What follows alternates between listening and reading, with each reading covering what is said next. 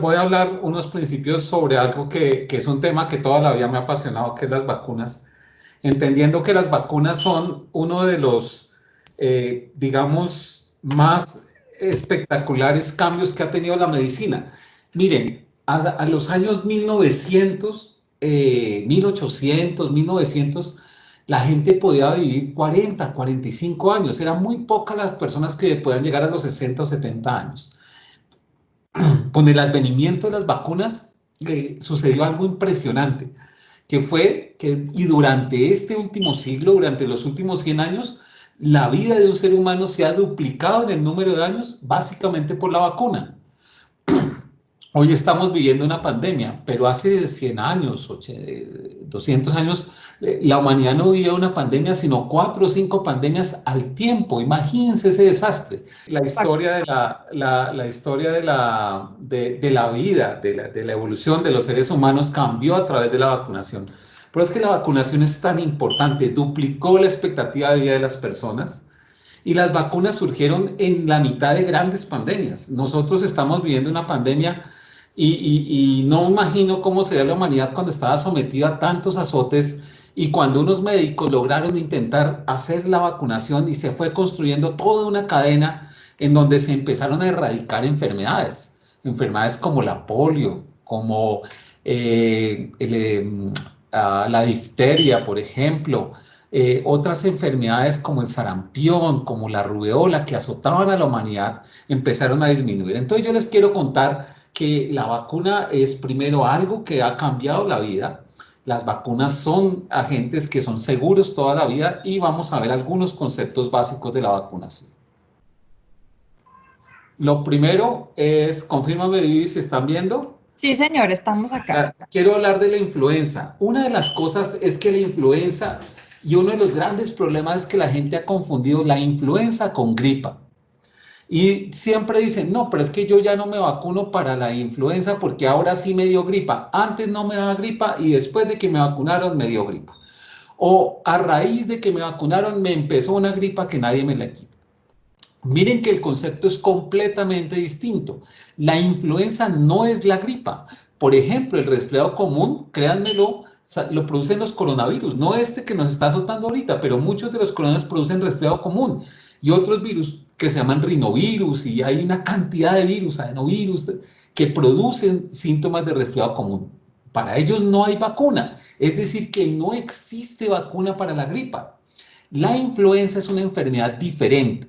Es una enfermedad que incluso al principio pensamos que era muy parecida a lo que estamos pasando hoy con el coronavirus, porque es una enfermedad que se instala súbitamente, es decir, que de un momento a otro una persona amanece enferma, da un cuadro de fiebre alta y luego da síntomas respiratorios. Y es unos síntomas respiratorios que pueden progresar a infecciones tan complicadas como las que estamos viendo en esta época del COVID. Por eso el gran problema es que la influenza es una enfermedad, digámoslo así, un resfriado, una enfermedad respiratoria que puede llevar a matar a una persona. Pero la gripa, los rinovirus, no producen eso, producen resfriado. Es decir, que cuando yo digo, a mí me vacunaron para la influenza, no es que no te vaya a dar gripa, la gripa le va a dar a uno. O si no, no habría dobles gripa ni inmunogripe, yo no sé cómo se llaman las cosas, ¿cómo es que llaman? Noxpirin y este tipo de cosas. Entonces, la gripa va a existir y vacuna para la gripa no existe. Lo que existe es para una de las más comunes que se llama influenza. Bien, la vacuna de la influenza lo hemos visto que cuando se colocan en pacientes que están recibiendo estos medicamentos es beneficiosa porque no vacunarse hace que una persona si le da la influenza pueda tener un desenlace fatal. E incluso hemos visto cómo las vacunas de influenza, cuando se colocan después o antes de colocar la terapia biológica, siempre van a ser importantes. Algunos medicamentos que no aplican en la enfermedad inflamatoria intestinal, digamos, limitan la vacuna, pero el primer mensaje, la vacuna de influenza no solamente es si me la puedo o no me la puedo poner, es me la debo poner y me la puedo poner antes de iniciar o durante el tratamiento. No es una vacuna para la gripa. Y quiero que me entiendan muy bien ese concepto. No es para la gripa, es para la peor de las gripas. Creo que la segunda peor, porque la primera es el coronavirus, pero para la segunda peor de las gripas es la influenza. Y las personas, cuando dicen, me resfrié después de que me vacunaron, es porque se resfriaron, porque les dio gripa común y corriente. La vacuna de la influenza se debe colocar estacionalmente, es decir, que se debe colocar en unos meses. Los meses ideales para colocarlos en Colombia es de abril a septiembre. Es donde tenemos la cepa que está circulando y que nos va a proteger. Si nos vacunamos en noviembre y diciembre podrá funcionar muy poco, pero realmente es en abril, mayo, junio los mejores meses de vacunarse hasta septiembre. ¿Por qué? Porque cada año la vacuna de influenza cambia y es necesario revacunarnos anualmente. Una de las cosas es que dicen, yo ya me vacuné. Y uno, ¿cuándo? No, hace como 3 años. No te sirve. Esta vacuna es cada año y cada año recupera las defensas, hace las defensas la persona y esas defensas que hace le van a servir para a las otras personas. Estas vacunas se han visto en bastantes pacientes que toman varios medicamentos, metotrexate y acetoprina, muchos otros medicamentos, e independientemente del tratamiento que reciben, la vacuna es efectiva. Es decir, ¿me debo vacunar para influenza? El mensaje es sí. ¿Me puedo vacunar si tomo si me aplican varios medicamentos? La respuesta es sí. ¿La vacuna me produce gripa? La respuesta es no, porque ya entendimos que la gripa es una enfermedad distinta a la influenza. ¿Y me puedo vacunar antes o durante el tratamiento? La respuesta es sí. Quiero dejarles otro mensaje importante de la influenza antes de que se me olvide. Muchos de ustedes toman medicamentos como acetoprina o se aplican budesonida, Solofal, todo este tipo de cosas. Estos tratamientos no interfieren porque esta es una vacuna que es una vacuna de subunidades. Y aquí me voy a tomar un minuto para contestar esa pregunta que es muy frecuente, es ¿qué tipos de vacunas hay? Digamos que hay dos tipos de vacunas grandes y quiero que me presten atención acá. Mírenme acá. Las vacunas, hay unas que se llaman de virus vivos y hay otras que no tienen virus vivos. Estas vacunas que no tienen virus vivos tienen o el virus atenuado o el virus está partido en subunidades o tengo fragmentos del virus. Cuando yo tengo estas vacunas que son de virus muertos o sus fragmentos, no producen ningún problema si la persona está inmunosuprimida. ¿De cuáles debo tener precaución? Son las vacunas de virus vivos. Y las vacunas de virus vivos no es porque produzcan enfermedad, sino son virus que se han sido modificados para que casualmente produzcan defensas, pero no produzcan enfermedad. Miren acá, las vacunas de virus vivos son la vacuna de fiebre amarilla, son la vacuna de varicela, son la vacuna de varicela zoster, la vacuna de sarampión, son vacunas de virus vivos y la de polio oral. Estas vacunas de virus vivos, ¿se pueden colocar en una persona con inmunosupresión? La respuesta es sí, pero hay que tener algunas precauciones y para eso debe acompañarse de un especialista. Pero digamos que, y les voy a decir cómo se van a poder colocar estas vacunas, pero se tiene que tener un cierto cuidado. Lo que sí definitivamente es muy interesante es que todas estas vacunas que son de subunidades, de fragmentos, se pueden colocar sin problema, porque no tienen ninguna partícula viral. Y como no tiene ninguna partícula viral, no tiene uno si tiene buenas defensas o tiene malas defensas como el Santa Fe, no pasa nada. ¿Por qué? Porque estos virus, como son de subunidades, no pasa nada. Estas vacunas de influenza son de subunidades, es decir, que no existe el virus, está en el recortado, está en un pedacito. Entonces uno le muestra los pedacitos al sistema inmune y el sistema inmune se dispara. Fantásticas, porque son vacunas que son muy, pero muy seguras. Pues se le coloca a un niño de 6 meses, a mí a veces me preguntan, ay doctor, ¿será que? Y tienen como 50 o 60 años, son como el doctor Fabián, que lo vi por ahí pegado, que está en Manizales, como de 80, no sé, 70 años que tiene Fabián, y no, mentiras, muy joven. Y dice, ay doctor, ¿será que me hace daño? Hombre, no le hace daño a un niño de 6 meses, ¿qué le va a hacer daño a una persona de 50 o 60 años? Es la misma vacuna que se le coloca a un bebé. Estas vacunas no es que viene una para adultos y una para niños, o que la de adultos es enfuertada. No, es la misma vacuna. Si el pediatra, si va uno a vacunarse, el pediatra saca la vacuna para el niño de 6 meses y la misma vacuna para el adulto. Es decir, que estas vacunas son tan seguras que se puede aplicar para un niño. Y aquí voy a hablarles de otra vacuna que se coloca en los niños de 6 meses, que se llama la vacuna contra neumococo. Hay dos tipos de vacunas, una que se llama Prevenar, que es la vacuna o las vacunas conjugadas, y otras que se llaman las vacunas polisacáridas. Las vacunas conjugadas, 13, 10, pronto viene una que es 15, luego van a venir otras. Estas vacunas conjugadas se colocan en los niños de 6 meses. ¿Y saben qué? Los adultos no la podemos colocar. Si un niño de 6 meses no se la coloca, un adulto también. La vacuna de neumococo ha mostrado que es muy segura. Y discúlpenme estas cosas en inglés, pero lo que quiero mostrarles acá es que los pacientes responden a la vacunación y responden de una forma fantástica si uno lo hace de la forma adecuada. ¿Cómo es la forma adecuada? Primero, si nunca se ha vacunado de neumococo, pregúntele a su médico para que le recomiende la vacunación. Lo segundo, hay que vacunarse para el neumococo e idealmente se hace al principio, no las dos al tiempo, sino se colocan secuencialmente. Es muy importante que tengamos eso en cuenta cuando estemos hablando con nuestro médico acerca de la vacuna de neumococo. Cuando la vacuna se coloca la primera, que es la conjugada, que es la que le colocan a los niños, se coloca 2 meses después la vacuna polisacárica. Cuando la persona recibió la vacuna 23, un año después se coloca la vacuna conjugada.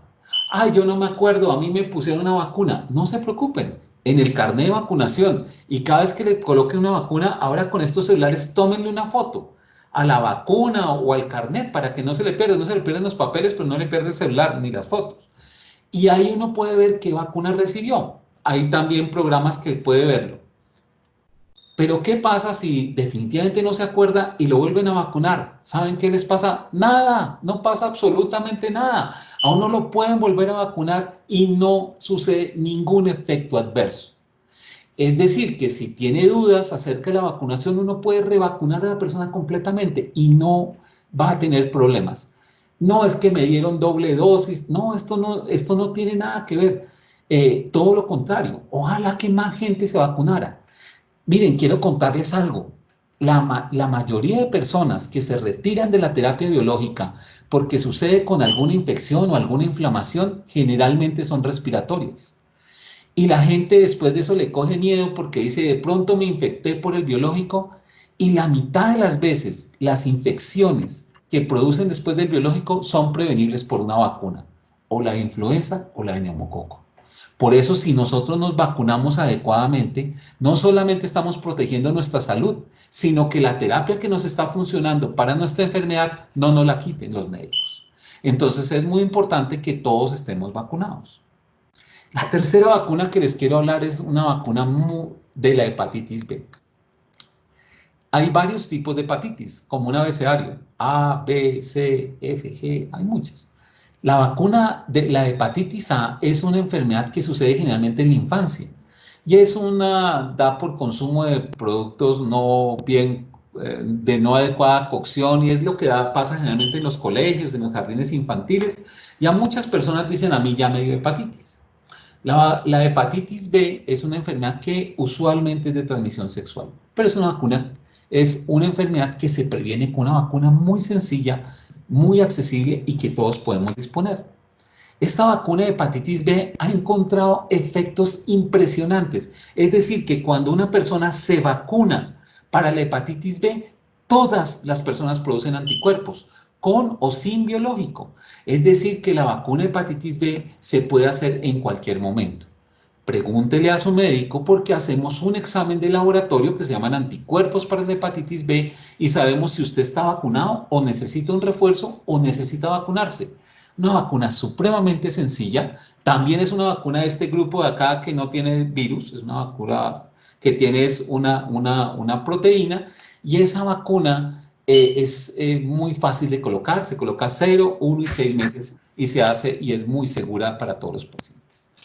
La vacuna de hepatitis A existe y los médicos pedimos un examen para saber si nosotros o ustedes han tenido la hepatitis A. La mayoría de colombianos ya nos dio, entonces no se necesita la vacuna, pero algunas personas, sobre todo cuando son menores de 18 años o personas muy jóvenes, todavía no se han expuesto al virus de la hepatitis A y se puede vacunar para la hepatitis A. La vacuna de hepatitis A se coloca a los 0 y a los 6 meses. Cuando se utilizan medicamentos inmunosupresores como medicamento anti-TNF, otros medicamentos inmunosupresores, igualmente siempre se recomienda las 2 dosis porque da mayor capacidad de generar anticuerpos. ¿Y en qué momento vacunar? Yo soy un gran defensor de las vacunas y las vacunas se deben hacer en el primer momento del diagnóstico o en cualquier momento del tratamiento. Pero una de las cosas que hace una mamá y que le preguntan a una mamá siempre es, bueno, ¿y usted ya llevó a su hijo a vacunar? Y cuando una mamita no lleva a su hijo a vacunar se siente culpable. Dice, ay, no, yo no he ido. Es más, uno le saca el tiempo a toda la vida. ¿Por qué? Porque tiene que cumplir con una vacunación. Es muy importante. ¿Por qué? Porque sabemos que los niños son muy vulnerables y si no hacemos adecuadamente la vacunación, lo coge una infección y puede ser terrible. La misma preocupación debería tener uno cuando no está vacunado y está recibiendo medicamentos. Y uno debe comunicarse con su médico. Dice, doctor, ¿y será que no necesito vacunas? ¿Me aseguraré las vacunas? Porque cuando están vacunados tienen menos probabilidad de tener infecciones. Es decir, que siempre pregunten si es necesario vacunar o no. En los estudios, hay muchos, pero algunos estudios dicen que hay vacunas y lo que dice ahí, live, es vida, inactivated son vacunas inactivadas. Y miren que las vacunas inactivadas se pueden colocar con cualquier tratamiento, con esteroides, con metotrexate, con aciatoprina, con sulfasalazina, con hidroxicloroquina, con leflunomida, con cualquier tratamiento inmunosupresor. Las vacunas de virus vivos son las vacunas que tienen que tenerse absoluto cuidado para no tener problemas. Esas vacunas de virus vivos se utilizan muy de vez en cuando y uno puede, y miren aquí más adelante, con incluso las terapias biológicas, muchas de estas que puedan recibir algunos de los pacientes, adalimumab, rituximab, infliximab, todos estos medicamentos, beralimumab, estos medicamentos uno puede incluir, cuando las vacunas son inactivadas, la puede colocar en cualquier momento. Cuando las vacunas son vivas, sí hay que hacer una suspensión y luego vacunar y luego reiniciar el medicamento. Pero eso siempre va a estar en manos de un experto. Es decir, que las vacunas de virus vivos se pueden colocar en una persona con inmunosupresión. La respuesta es sí, pero se debe ser acompañada. Las vacunas inactivadas se pueden colocar en cualquier momento, antes o después de la terapia biológica. La respuesta es sí. ¿Y cuáles son las vacunas? Influenza, neumococo, hepatitis B y de pronto, si no le ha dado hepatitis A, hepatitis A. Hay otras vacunas que se pueden utilizar. La vacuna de herpes zóster es una vacuna que es de virus vivos. Entonces, esta vacuna de virus vivos no se puede colocar si ya está con la terapia biológica. La vacuna de herpes zóster se debe colocar antes de iniciar los tratamientos y se debe verificar primero un estado serológico. La vacuna de zóster pueden comentarla con sus médicos, pero no es para todo el mundo. Y en algunos casos seleccionados se puede colocar la vacunación. Es muy importante con el advenimiento de nuevos tratamientos que vienen para la enfermedad inflamatoria intestinal que a todos los pacientes se les haga IgG para varicela para saber el estatus. En personas muy jóvenes, cuando la IgG es negativa para varicela, se vacuna para varicela, pero cuando la IgG es positiva, la vacunación es para zóster. En un año tal vez venga una vacuna que es inactiva y la podemos colocar cuando está en el tratamiento. Pero por ahora, la recomendación es colocarlo al momento del diagnóstico, es decir, cuando estamos iniciando la sospecha de la enfermedad inflamatoria que debemos vacunar a los pacientes. E incluso las personas se pueden vacunar para el VPH. Si son mujeres pueden ir al ginecólogo y la persona, independientemente de que esté recibiendo terapias con inmunosupresión, se pueden vacunar para el virus del papiloma humano, que como ustedes saben es responsable del cáncer de cervix. La vacuna del virus del papiloma humano es una vacuna muy segura, es una vacuna que a la actualidad hay casi 300 millones de personas inmunizadas, pero es una vacuna que fue victimizada injustamente, totalmente injustamente, y perdimos la oportunidad de ser el segundo país en el mundo que más cobertura teníamos VPH, a tener casi que el lastimoso puesto número 100 y pucho entre 150 países que no vacunamos a nuestras niñas de VPH. Yo me pregunto, ¿por qué? ¿Por qué a veces nosotros, pudiendo el cáncer de cervix siendo la segunda causa de mayor mortalidad en las mujeres, ¿por qué no? Y uno dice, y en los tiempos de pandemia, ¿cuándo saldrá una vacuna? Y cuando uno logra sacar una vacuna para una de las enfermedades más devastadoras, que es el cáncer de cuello uterino, que es tan prevalente, la gente no se vacuna. Esas son las paradojas que pasan en la vacuna. Primero dicen, pero ¿por qué no sacan una vacuna? Y cuando sacan la vacuna dicen, pero ¿para qué me vacuno? Entonces, la vacuna de VPH es una vacuna que deberíamos hacerla más frecuentemente. Cuando están recibiendo anticuerpos monoclonales, se pueden colocar las vacunas de hepatitis B, las vacunas de influenza, las vacunas de neumococo, sin problema. No les va a producir gripa, no les va a producir daño, no les va a afectar las defensas, no se las va a bajar, no se las va a subir. Solamente tienen un problema, los va a proteger. Y yo lo que digo de las personas que son enemigas a las vacunas es que todos los que son enemigos de vacunas en adultos, de niños, a todos los vacunaron, o si no, no fueran adultos sanos. Si un niño no lo vacunan, no llega a ser un adulto sano. Miren cómo vimos hace un par de años casi 1000 casos de sarampión por gente que no quería vacunar a sus hijos, y cuando vieron que los niños estaban falleciendo, ahí sí dijeron, no, de pronto sí mejor vacunemos, por favor. Las vacunas se pueden colocar con medicamentos como rituximab, como medicamentos como tocilizumab, medicamentos como vedolizumab, medicamentos como infliximab y muchos medicamentos más. Bien, voy a dejar de compartir mi pantalla porque veo que hay bastantes preguntas y quisiera más bien hacer una conversación para no aburrirlos con presentaciones. Vivi, no sé si quieres hacer algunas preguntas. Hay bastantes preguntas.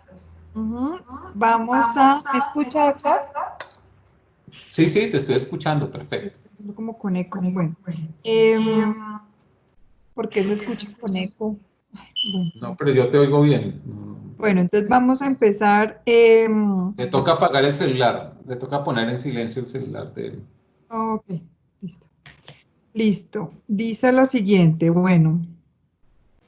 A ver, preguntas. En estos tiempos de pandemia, ¿es recomendable vacunarse contra la influenza o el neumococo? Uy, buenísima pregunta. Claro que sí, porque miren que en estos tiempos el COVID es un virus respiratorio, pero cuando dos virus respiratorios se juntan, eso es como concierto para delinquir.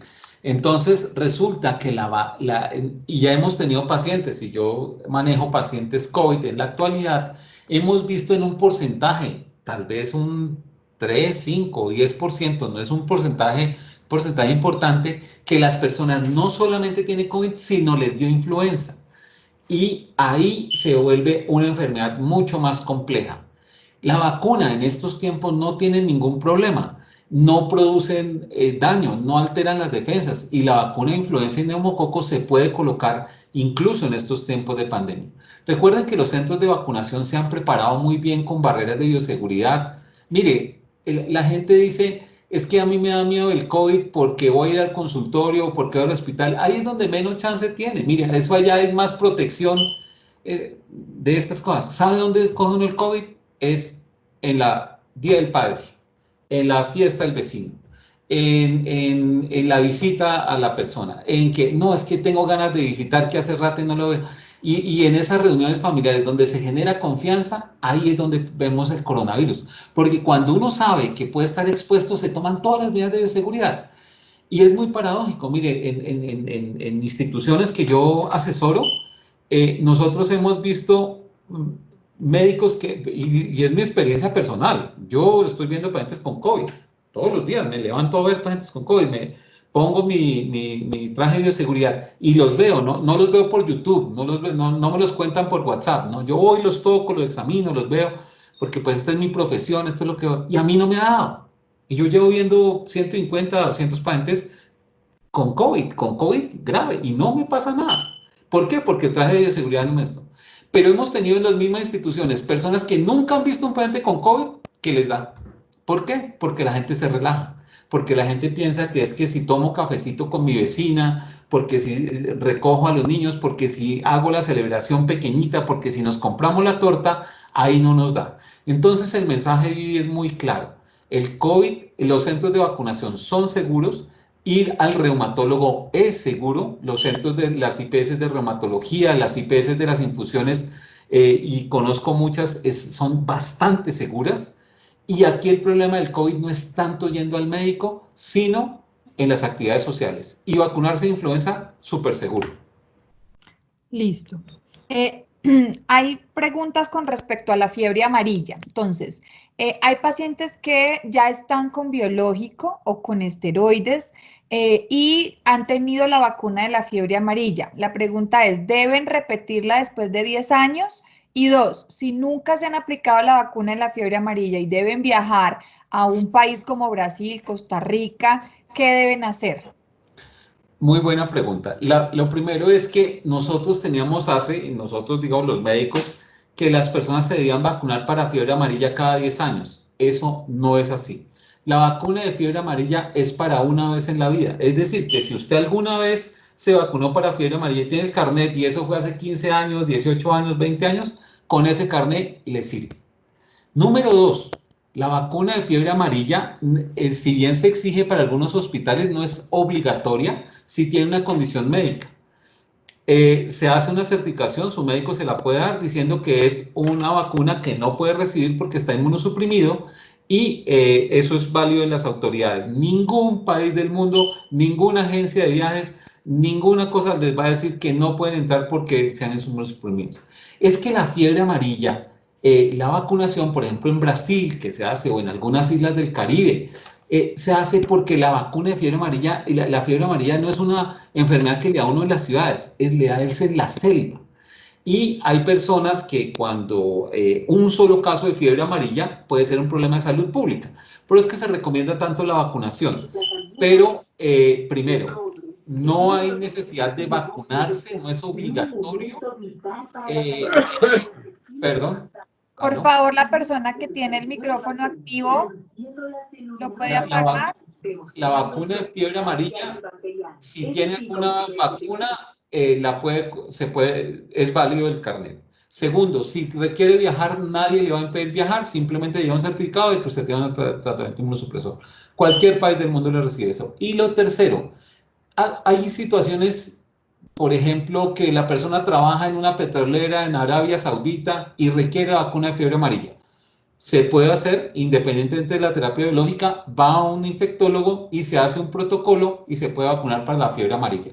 No es algo, es algo que tiene que ser acompañado por un experto, pero se puede hacer. Pero son casos absolutamente exóticos para eso, con un certificado suficiente. Ok, listo. Y usar Bueno, repelente, ¿no? aclaramos acá que con cualquier biológico, ninguna vacuna viva se puede colocar, que hay muchas preguntas sobre vedolizumab, adalimumab y vacunas vivas. Entonces, las vivas no se pueden poner mientras está con el biológico. Listo. ¿Qué evidencia? ¿Cuál sería el esquema de vacunación que usted recomendaría para un paciente con enfermedad inflamatoria intestinal antes de tener terapia biológica o si ya tiene la terapia biológica? Creo que es la mención de lo que dije. Vacuna de influenza, vacuna de neumococo, vacuna de hepatitis B, son las vacunas básicas, digámoslo así. Y algo extendido, individualizado, es agregar la vacuna, por ejemplo, de hepatitis A, si la persona no ha tenido anticuerpos.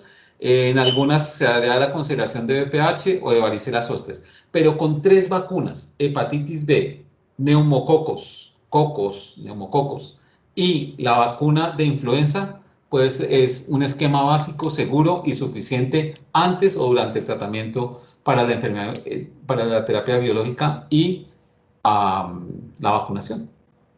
Ok, listo. Si llega a salir la vacuna para COVID-19, ¿podríamos aplicárnoslo si tenemos la enfermedad y estamos con terapia biológica? No, esperemos que salga, porque no sabemos todavía la vacuna. De COVID hay tres tipos de vacunas. Una que se llama, que viene con... todas las vacunas no tienen virus. Todas las vacunas son inactivadas. Sea la que sea la vacuna que salga, es una vacuna que se va a colocar, se va a poder colocar en cualquier paciente, inmunosuprimido, inmunocompetente y estas cosas. Ninguna de las vacunas que vienen para coronavirus tienen problema o inconveniente. Mejor dicho, ninguna va a ser de virus vivos, entonces no va a tener ningún problema que tenga inmunosupresión, se va a poder vacunar para COVID cuando salga la vacuna. Ok. Acá hay una pregunta sobre cuáles son las infecciones más frecuentes que nos pueden dar a los pacientes con enfermedad inflamatoria intestinal, y uno de los pacientes refiere que le dan muchas infecciones por hongos en los pies y en las manos, en las uñas de las manos, que si esto se debe a la enfermedad y a los biológicos. Hay que, obviamente, por este medio no se puede hacer porque hay que revisar la historia clínica, este tipo de cosas, pero quiero referirme a qué infecciones se pueden y cómo podemos prevenirla. Miren, hay cosas muy sencillas de hacer. Las vacunas que dan en las personas que reciben terapia biológica para enfermedad inflamatoria intestinal son un poco más, no mucho más, un poco más frecuentes que las personas que no lo reciben. Hay una que es muy importante siempre antes del biológico, que es en algunos biológicos, cuando son medicamentos anti-TNF, hay que hacer una prueba de tuberculina previo para la aplicación, por eso se hace un tratamiento que se llama preventivo para que no desarrolle.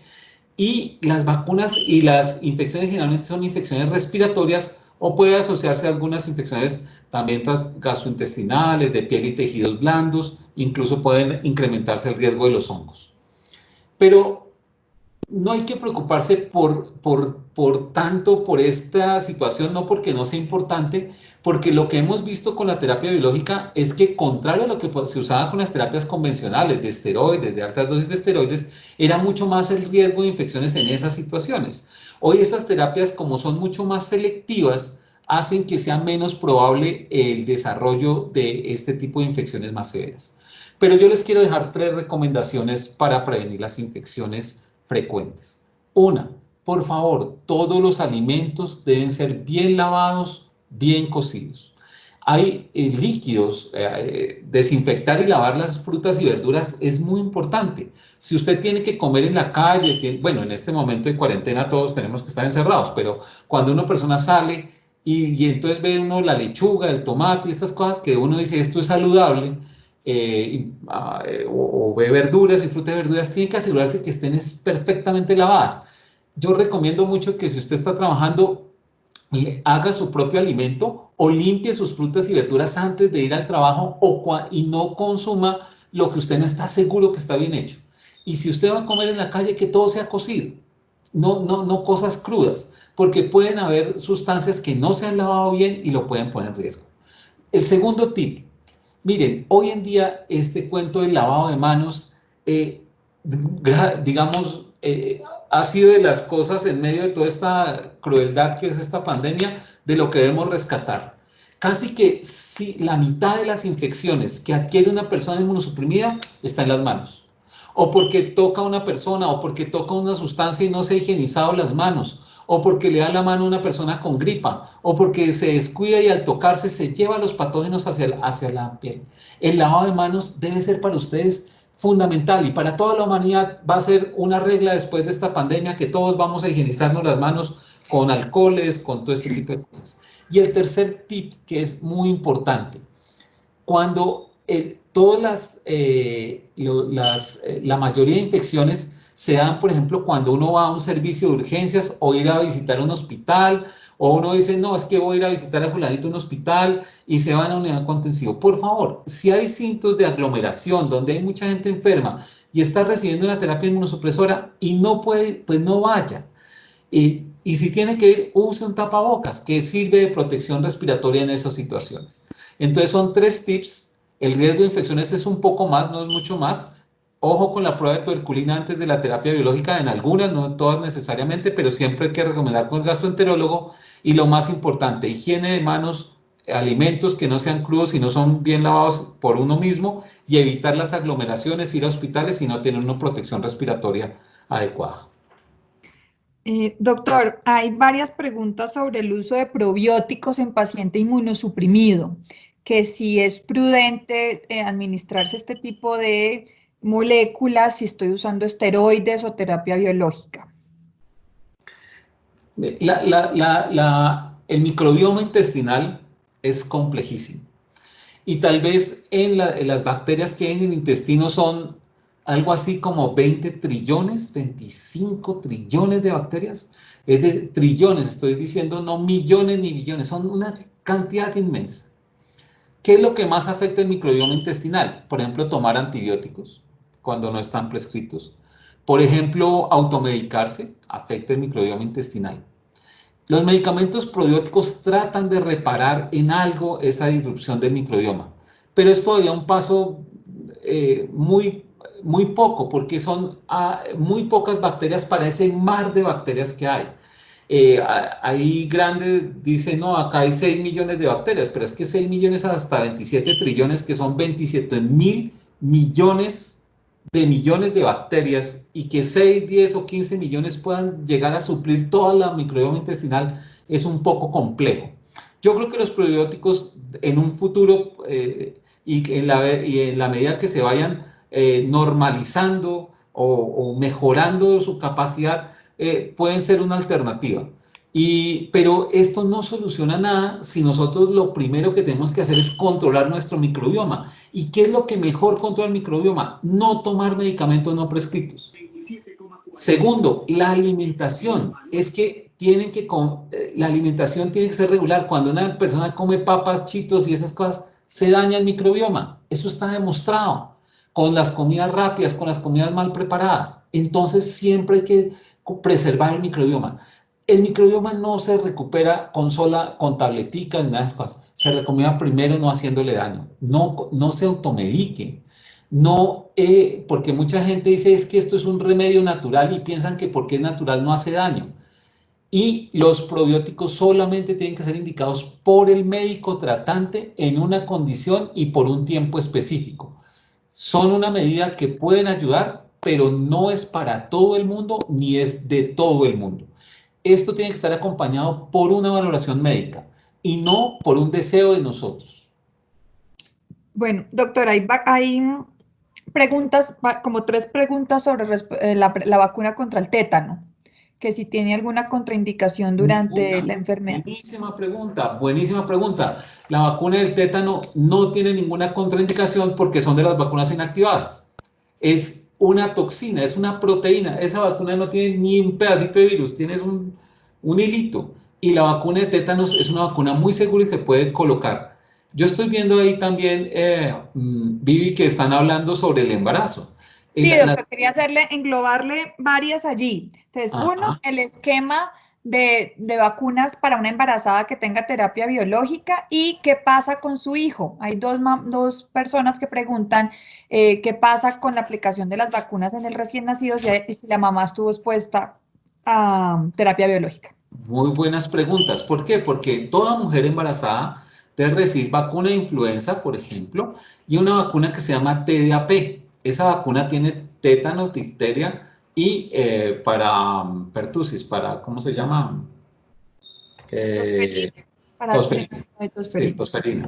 Esta vacuna que es DTaP, una A minúscula P, que es la que colocamos en las mujeres embarazadas, es para brindarle protección al recién nacido en los 2 primeros meses antes de que el niño reciba la vacuna. Esta vacuna es inactivada, es decir, que se puede aplicar en una mujer embarazada con biológicos, no tiene contraindicación, se puede colocar. Y al bebé que nace también se le puede colocar porque esta hace parte de las vacunas inactivadas. Solamente son muy poquitas, 5 vacunas las que son de virus vivos y las otras 28 son vacunas inactivadas. Por eso estas vacunas para las mujeres embarazadas no solamente son seguras, sino necesarias. Y recuerden también que el grupo familiar que va a ver el niño, sobre todo los abuelos, los mayores de 60 años, que se ha perdido esa vacunación, se deben vacunar antes de ir a visitar el bebé, ¿Por qué? Porque le pueden llevar la bacteria, que la persona no siente nada y puede llevarle al bebé. Entonces los cuidadores también se deben vacunar y es una vacuna muy segura, se la pueden colocar, tengan o no terapia biológica, y las mujeres embarazadas es segura también. Ok. Doctor, preguntan, bueno, el bebé, las vacunas del bebé. Las vacunas del bebé no se modifican. Las La vacunas, BCG, por ejemplo, la BCG, no, si no hay un las resfriado. vacunas entonces vamos a hablar, la mamita que tenga terapia biológica, se debe consultar qué terapia biológica recibe para que el plan de vacunación que se haga al recién nacido puede tener modificaciones, como la vacuna BCG, la de polio, pues ya no se pone polio oral, Rotavirus. se usa la acelular de polio, pero eso es una comunicación que se debe hacer en el momento, porque no todas las terapias biológicas van a producir ese impacto y son algunas las que tienen que hacer alguna modificación muy sencilla. Es la ausencia de una vacuna, pero no tiene, por ejemplo, la ausencia de la vacuna de BCG. Ok, listo. ¿Qué vacunas no me puedo aplicar si uso azatioprina? No, con la cetoprina las vacunas son bastante seguras. La cetoprina no es un inmunosupresor como tal y la cetoprina es un medicamento que se pueden colocar las vacunas inactivadas con mucha seguridad y consultar con expertos si requiere de alguna vacuna de virus vivos. Se puede suspender por un tiempo la cetoprina para colocar la vacuna de zóster, pero en general la cetoprina no tiene mayor limitación de acuerdo a la dosis que se usa. Ok, tenemos una paciente, hay varias preguntas sobre la herpes zóster, ¿sí? Entonces, ¿cuánto tiempo debe suspender? Por ejemplo, hay una paciente que usa tofacitinib, ¿sí? O va a iniciar otra terapia biológica como anti-TNF, otra pregunta, y quieren saber cuánto tiempo deben suspender la terapia biológica o el esteroide o el inmunosupresor antes de aplicar la vacuna del herpes zóster y cuánto tiempo después puede reiniciar la terapia inmunosupresora. Es muy buena pregunta. Lo primero, yo les puedo decir esto, pero eso tiene que ser por una recomendación médica. Ojo con eso. O sea, estamos conversando si se puede vacunar, pero no estamos diciendo se debe vacunar así. Sí se puede hacer con el tofacitinib, que es un medicamento oral que tiene una vida media muy corta. En general uno lo suspende una semana o 2 semanas antes, vacuna para el zóster y lo reinicia una semana después. Esto se debe ser una recomendación acompañada del médico que le va a hacer, digamos, la prescripción y la vacunación. Y nosotros tenemos una casuística bastante importante. Yo creo que ya son más de tal vez unos 30 pacientes que con diferentes indicaciones del tofacitinib, sobre todo reumatológicas, los hemos llevado a vacunación sin ningún problema. Las vacunaciones, es decir, que para el herpes zóster hay unas reglas en donde, por ejemplo, con terapias biológicas se hace similar a cuando se lleva una cirugía, retirarlo 2 vías medias antes, colocar la vacuna de virus vivos y reiniciarla 1 vía media después. Es otra forma en el caso que se requiera una vacuna indispensable que sea una vacuna de virus vivos. Sí se puede hacer, se pueden hacer unas suspensiones de acuerdo a las reglas que les mencioné, pero quiero que quede el mensaje muy claro, que eso no lo hace uno por ver un webinar, eso lo hace uno consultando con el médico porque se le tiene que advertir claramente cómo se debe hacer y qué cuidados deben hacer, pero sí se puede hacer. Ok. Ahora, perdóname, en un año probablemente esto ya pregunta desaparezca porque viene una vacuna inactiva de herpes zóster y cuando esté esa vacuna inactiva de herpes zóster, pues se va a poder vacunar cualquier persona. Listo. Con respecto a la de neumococo, hay una pregunta. Entonces, primero se vacunan con la póliza, con la conjugada a las 8 semanas, como lo decía usted, doctor. Se vacuna con la polisacárida y en enfermedad inflamatoria intestinal, ¿cada cuánto debería yo colocármela si la vacuna del neumococo, el refuerzo? La vacuna de neumococo conjugada se coloca una vez en la vida, es decir, la 3.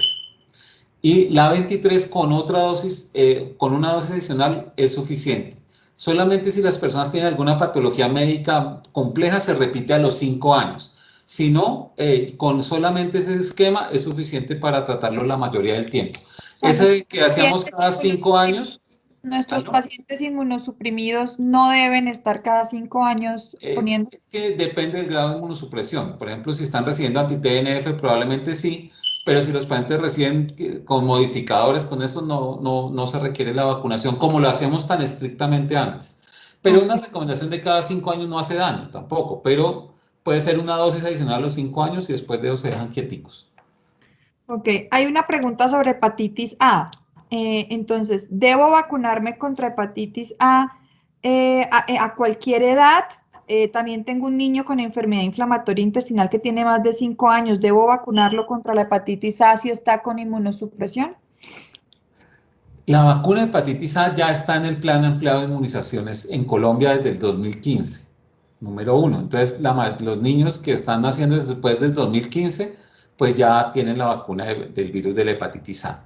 Lo segundo es que el virus un médico pide una serología, que ese es un examen de sangre, y pide la IgG para hepatitis A. Y si la IgG es negativa, se vacuna 0 y 6 meses y si la IgG es positiva, no requiere vacunación. Entonces, la mayoría de los niños actualmente ya están vacunados para hepatitis A, luego no necesitan la vacuna y consultar a su médico para que le solicite el examen del estatus de vacunación para poderlo vacunar. Listo. Ok. Hay más preguntas de herpes zóster. Hay mucha pregunta de esta vacuna. Quiero hablar para ir redondeando esto. Es el herpes zóster es algo que 3 de 10 personas después de los 50 años de edad, 3 de 10 personas les puede dar culebrilla. Es decir, que es una enfermedad frecuente. Es una enfermedad frecuente con o sin inmunosupresión. Una persona puede estar perfectamente en su vida y tiene 60 años y le puede dar herpes zóster. ¿Por qué? Porque es una reactivación. La recomendación para la vacuna de herpes zóster es personas mayores de 50 años que no estén inmunosuprimidas. La vacunación, es decir, que si una persona cumple 50 años, uno le regala, si es hombre, una cita con el urólogo y una vacuna con herpes zóster. Y si es mujer, le regala una vacuna de herpes zóster y una cita con el ginecólogo. ¿Eso qué quiere decir? Que después de los 50 años nosotros deberíamos vacunarnos para el herpes zóster. Número uno. Número dos, la vacuna de herpes zóster, si ya les dio, no les sirve para que no les repita, porque como le ha dado a mucha gente, dice es que yo quiero que no volver a pasar eso. La vacuna no está aprobada o no ayuda significativamente si a una persona ya le dio herpes zóster. Número 3, si la persona está inmunosuprimida, les mencioné que sí hay algunas formas de vacunar, pero esas deben estar acompañadas de un especialista. ¿Cómo es que el herpes Preguntan zóster? sobre niños. Hay niños de 5 años, Bueno, menor de pues 18. los niños de 5 años, recuerden que el herpes zóster es una reactivación de la varicela. Es el mismo virus de la varicela, pero en los adultos se manifiesta de una forma distinta. La vacuna de los niños no se vacunan para zóster, se vacunan para varicela. Y con el infectólogo pediatra les va a pedir una IgG para varicela a los niños y si es negativa los vacuna para varicela, porque la vacuna de zóster es 14 veces la concentración del virus de la varicela, de la vacuna de varicela. Entonces, cuando tienen IgG negativa para varicela, se vacunan para varicela y cuando la IgG es positiva y si tienen 50 años, se vacuna para zóster. La vacunación en personas inmunosuprimidas solamente por un especialista. Ok. Doctor, en cuanto a BPH, últimas preguntas. ¿Hasta qué edad, tanto en mujeres y hombres, teniendo en cuenta en mujeres que aumenta el riesgo de cáncer de cervix, usted la recomendaría? Y otra paciente pregunta, me la apliqué, pero no me puse las 3 dosis. ¿Debo hacerme el esquema completo ahora?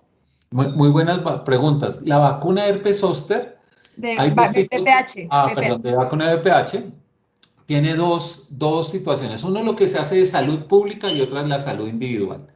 Desde el punto de vista de salud pública se deben vacunar las mujeres entre 9 y 11 años, eh, que es para evitar el cáncer de cervix. Y la vacuna individual, las vacunas se pueden colocar hasta los 45 o 49 años de edad.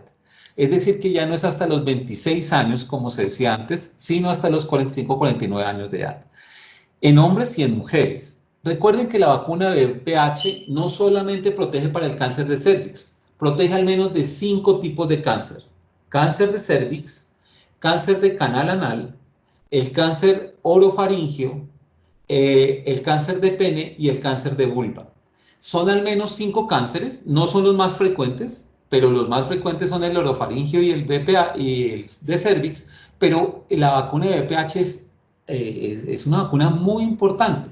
Si no, si has perdido la secuencia de la vacunación, te tienes que vacunar nuevamente con todo el esquema. Listo. Es muy importante que pues consulten con su ginecólogo, con el infectólogo acerca del esquema de vacunación de acuerdo al grupo de edad, pero se pueden vacunar. Hay una última pregunta. Una paciente que tuvo tuberculosis activa, le tuvieron que suspender el biológico y ahora se lo tienen que volver a reiniciar. ¿Qué riesgo tiene de volver a hacer TBC activa? Es una excelente pregunta. ¿Por qué? Porque la tuberculosis se puede dar en algunas terapias biológicas, por eso es que debe ser tan cumplido que antes de la terapia biológica se haga una serie de exámenes para asegurar que eso no suceda.